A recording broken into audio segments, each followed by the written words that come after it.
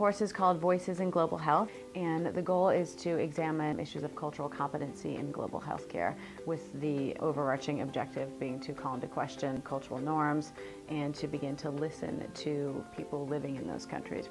This course allows students to practice their language skills outside of a traditional language classroom, focusing uniquely on global health, but we're looking at it from the cultural perspective. It cannot be overstated how important it is to really engage with the community that you're working with and not just be sort of an aloof person who's working on research or doing like medicine.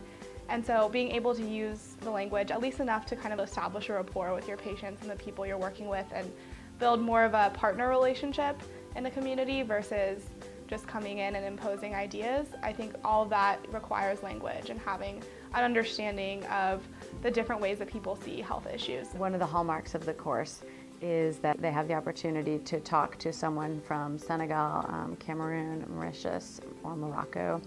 And through these conversations, we're able to get at more clearly what global health issues are relevant in the country. These are conversations that last 30 minutes, and they're with a partner in a francophone-speaking country. So for example, I spoke with partners from Côte d'Ivoire and Senegal. Often we talk about global health-related issues particular to the country, or we can just talk to them about their daily lives. So these are a really great way to practice our language skills and also incorporate our discussions from class in a real-life setting. The students actually have a large role in the selection of materials that are used.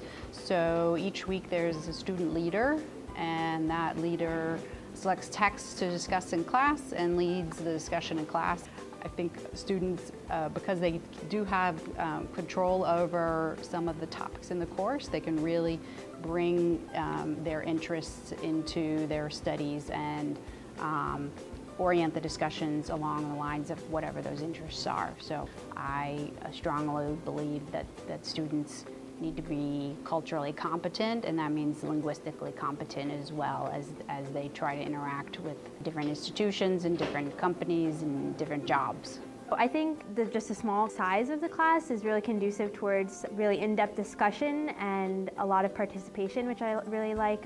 Each student has several opportunities to speak French during the class. If students have a particular interest in a country, like they've just returned from a particular experience abroad, or even domestically if they've worked with different language-speaking groups, this course is great for bringing in those prior experiences or preparing for future experiences abroad and with different language groups.